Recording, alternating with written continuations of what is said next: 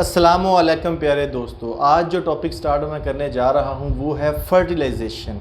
यानी कि फर्टिलाइजेशन क्या है, इससे मुराद ये है कि नर और मादा के मिलने का अमल, जिनसी तौलीद का अमल, किस तरीके से नर और मादा आपस में मिलते हैं, उनसे नया जानदार पैदा होता है। तो चलते हैं, सबसे पहले इसको मैं डिफ़ाइन करूँगा कि फर्टिलाइजेशन है क्या।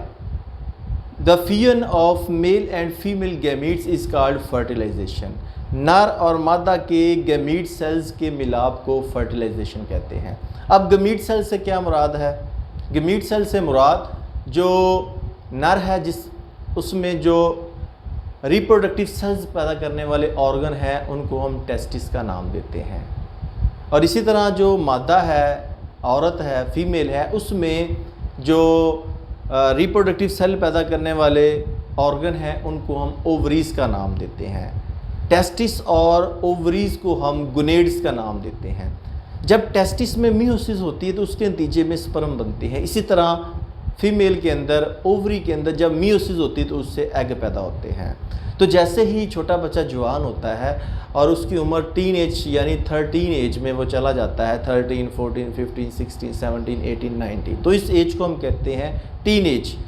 तो इस एज में मियोसिस का अमल स्टार्ट हो जाता है इन गमीट्स के अंदर, यानी कि जो गोनेड्स हैं, यानी कि जो टेस्टिस हैं या ओवरीज हैं, इनमें स्पर्म या एग बनने का अमल स्टार्ट हो जाता है। तो आपके सामने एक छोटी सी डिमोस्ट्रेशन से आपका कंसेप्ट क्लियर करूंगा कि ये हमारे पास एक मेल है जिसको हम नर कहते हैं, और ये मादा यानी कि फीमेल है। मेल के अंदर 2 अदद यहाँ पे टेस्टिस आप देख रहे हैं, जिनको खसिए का नाम भी कहते हैं, यानी कि आम ज़ुबान में जिनको खसी या टट्टे का नाम भी दिया जाता है। ये डिप्लॉइड होते हैं और इनमें जब मियोसिस होती है तो मियोसिस के नतीजे में स्पर्म बनते हैं। मियोसिस, जैसा कि आप जानते हैं, वो अमल है जिसके नतीजे में जानदारों में गैमीट्स बनने का अमल स्टार्ट होता है।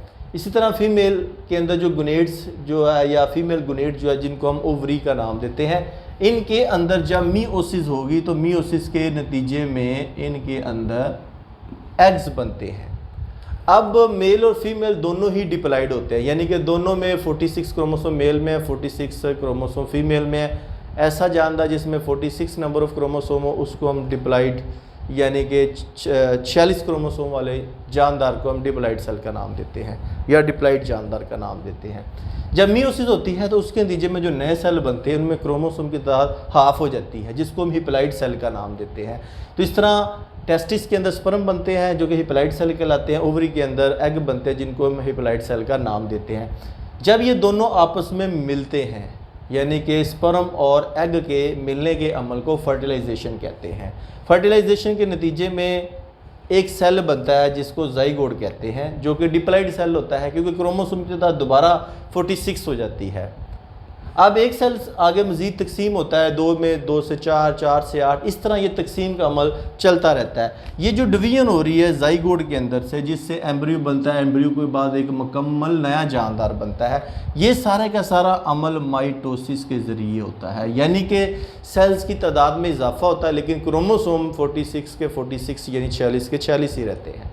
तो जब ये जानदार मुकम्मल हो जाता है, उसके बाद इसकी बर्थ यानी पैदाइश का अमल होता है, और ये पूरा प्रोसेस जो है ये 9 मंथ यानी कि 9 माह के अंदर मुकम्मल होता है। जब बच्चे की पैदाइश होती है तो बच्चे से फिर वो 1 साल का होता है, 2 का होता है, चलते चलते दोबारा जब वो 13 की एज में चला जाता है, यानी कि टीन एज में दोबारा चला जाता है, चाहे वो मेल है या फीमेल है, 13 यानी कि टीन एज में, तो उसके बाद दोबारा उसके अंदर मियोसिस स्टार्ट हो जाती है। माइटोसिस तो चलती रहती है, 13 साल से 14, 15, 16, 20, 30, 40, 50, 60 साल, इस तरह उम्र बढ़ती जाएगी, लेकिन मियोसिस का अमल 13 साल की उम्र में स्टार्ट होता है, जिससे दोबारा गैमीट सेल बनते हैं, वो मिलते हैं, उससे नया जानदार बनता है। तो ये प्रोसेस जो है हज़रत आदम अलैहिस्सलाम और अम्मा हवा अलैहिस्सलाम से स्टार्ट हुआ है और आज तक ये चलता जा रहा है, और क़यामत तक ये प्रोसेस जो है वो चलता जाएगा, यानी कि रिप्रोडक्शन के नतीजे में नए जानदार बनते जाएंगे। अब ये जो फर्टिलाइजेशन है, मिलने का अमल है, ये 2 तरह का होता है। या तो फर्टिलाइजेशन फीमेल की बॉडी के अंदर होती है, जिसको हम कहते हैं इंटरनल फर्टिलाइजेशन, या फर्टिलाइजेशन का अमल बैरूनी माहौल में एक्वाटिक मीडियम में होता है, जिसको हम एक्सटर्नल फर्टिलाइजेशन का नाम देते हैं। अगर तो फीमेल की बॉडी के अंदर फर्टिलाइजेशन हो जाती है, यानी कि जो फीमेल की रिप्रोडक्टिव ट्रैक्ट है उसके अंदर होता है, तो उसको हम कहते हैं इंटरनल फर्टिलाइजेशन। जैसा कि आपने देखा रिप्टाइल्स है, बर्ड्स है, मैमल्स हैं, इनमें इंटरनल रिप्रोडक्शन होते हैं, यानी कि मेल जो है वो अपने मेल गमीट जो है वो फीमेल की बॉडी के अंदर दाखिल करता है और फीमेल की बॉडी के अंदर ही फर्टिलाइजेशन होती है, उससे ही नया जानदार बनता है। जबकि अब अगर हम एक्सटर्नल फर्टिलाइजेशन की बात करें तो तमाम जो इनवर्टिब्रेट्स है, गैर फकारिया जानवर है, ऐसे जानवर जिनमें रीढ़ की हड्डी नहीं होती, और कुछ फिशेज़ है इसके अलावा, और एम्फीबियंस है, ये दो जो ग्रुप है फिशेज़ और एम्फीबियन के, इनमें भी एक्सटर्नल फर्टिलाइजेशन होती है। इसमें फीमेल जो होती है वो बैरूनी माहौल स्पेशली पानी एक्वाटिक मीडियम के अंदर वो अपने एग्स देकर चली जाती है ज़्यादा मिकदार में, और जब मेल आता है ऊपर से वो अपने स्पर्म छिड़क देता है, स्पर्म का स्प्रे कर देता है। तो इस तरह पानी के अंदर ही मेल और फीमेल गैमीट्स का मिलाप होता है, जिसके नतीजे में ज़ाइगोट बनता है, जिससे एक नया जानदार बन जाता है। तो इस तरह से ये प्रोसेस चलता जाता है। तो उम्मीद करूंगा कि अब आपको फर्टिलाइजेशन का कंसेप्ट क्लियर हो चुका होगा कि फर्टिलाइजेशन का मतलब है कि नर और मादा के गैमीट्स का आपस में मिलना। अब आप ये भी सोचते होंगे कि बाज़ लोगों में या बाज़ ख़ानदानों में या जब शादी होती है तो बच्चा पैदा नहीं होता। तो प्यारे दोस्तों, ये याद रखिएगा, अगर दोनों में मेल और फीमेल में म्यूसिस का अमल नॉर्मल हो रहा है, यानी कि एग और स्पर्म बन रहे हैं, अब जब वो मिलेंगे तो उससे डेफिनेटली नया जानदार पैदा होगा, फर्टिलाइजेशन हो जाएगी।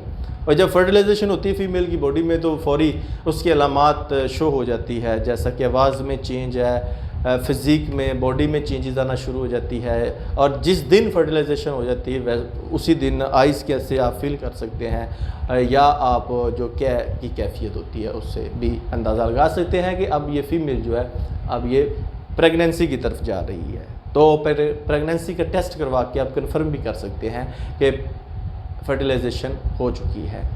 और अगर मेल और फीमेल दोनों मिलते हैं, जिनसी अमल में आते हैं, लेकिन मेल के अंदर स्पर्म नहीं बनते या फीमेल के अंदर एग नहीं बनते, तो उसके नतीजे में डेफिनेटली अब आप समझ चुके होंगे कि ज़ाइगोट भी नहीं बनेगा। जब ज़ाइगोट नहीं बनेगा तो नया जानदार यानी कि बच्चा भी पैदा नहीं होगा। तो इसके लिए भी ये भी ज़रूरी है कि दोनों के अंदर म्यूसिस का अमल का होना ज़रूरी है। तो नेचुरल ये प्रोसेस तमाम मेल और फीमेल के अंदर हर वक्त टीनेज के बाद जारी रहता है।